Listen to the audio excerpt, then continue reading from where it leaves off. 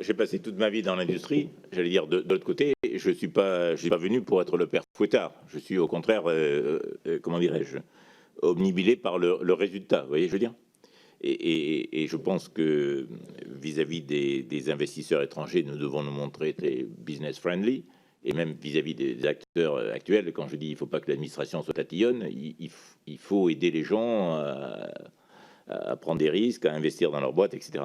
Alors, sur les engagements en matière d'emploi, et Marc Lita pourra me corriger, je dirais il y a deux cas de figure, vous comprenez. Il y a les grands groupes et puis il y a les petites sociétés. Alors, sur les grands groupes, les engagements, enfin, on a quelques dossiers, je sais que sur lesquels vous avez interrogé beaucoup de personnes dans l'administration et au niveau politique, où les objectifs sont clairs. Et je dirais, c'était la question que posait le président, je ne suis pas du tout contre cette méthode qui consiste à dire garantissez-nous X emplois, machin, etc. Et après, à titre personnel, mais la décision finale ne m'appartient pas, elle est sous la responsabilité du ministre, même si, comment dirais-je, je m'exprime, je négocie avec les gens, etc. Je suis toujours dans une position de négociateur. Vous voyez, je veux dire, je ne sers à rien. Moi, je ne suis pas un technocrate, j'ai rien contre les gens d'administration, n'est-ce pas? Mais je dirais, je suis là pour aider les entreprises avec une vision sociale. Enfin, bon, capitalisme rénant, n'est-ce pas?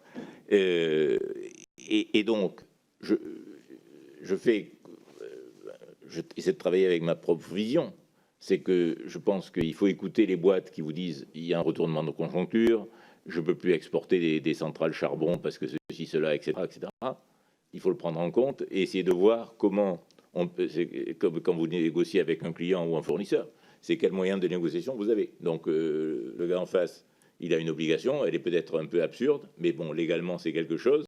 Et vous essayez de négocier contre quelque chose que vous jugez être plus favorable à l'économie française. Donc, vous voyez, je comprends tout le point que vous évoquez est extrêmement important et nous essayons de le prendre en compte.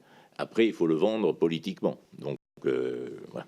Donc, ensuite, le problème, il est plus pour les entreprises plus petites, où là, si vous voulez, et alors, sur les entreprises plus grosses, parce qu'en général, il y a une contrainte financière, si vous ne créez pas les emplois, ceci, cela, etc. Sur les entreprises plus petites, les gens s'engagent et le vrai risque, c'est que l'entreprise ne tienne pas.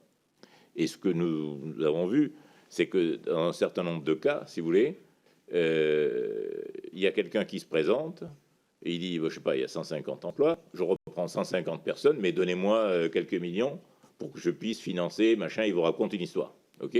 Et puis après, l'entreprise se plante, le gars, il s'est payé sur la bête, et vous vous retrouvez avec une entreprise qui est dans une situation encore plus difficile qu'avant.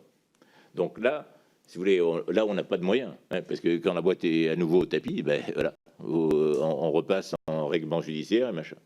Donc là où on doit être très vigilant, et enfin, on essaie au niveau central, je ne dis pas que ça ne se faisait pas avant d'ailleurs, hein, mais au niveau central, et on donne bien le message au commissaire au redressement productif, de ne pas accepter, comme je disais tout à l'heure, de business plan qui ne soit pas raisonnable.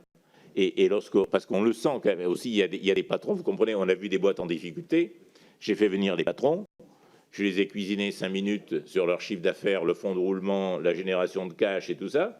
Les gars, ils ne savent pas exactement, si vous voulez, leur chiffre clé et comment on va manœuvrer. Comment voulez-vous, j'ai une boîte, donc on voit quand même, il y a des patrons ou des gars qui vous baratinent sur des grandes stratégies, ça ne sert à rien. Donc on doit dire, il y a des patrons qui ne font pas l'affaire. Et ne pas s'engager avec ces gens-là. Et tout à l'heure, on était avec une de vos collègues de l'Assemblée pour la Haute-Savoie.